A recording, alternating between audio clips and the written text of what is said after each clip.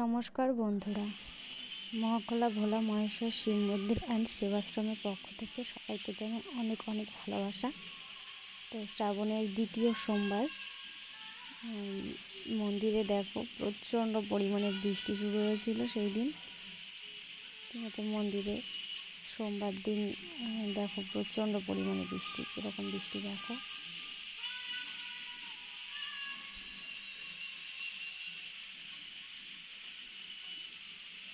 আর ওই যে ভিতরে পুজো চালে দেখো বৃষ্টি।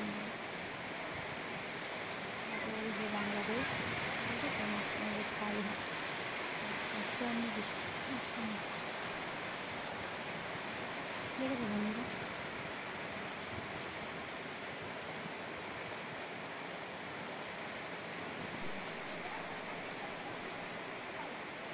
বৃষ্টিটা এত পরিমাণে চারিদিক ভিজে গেছে, সব দাঁড়িয়ে আছে, কী করবো।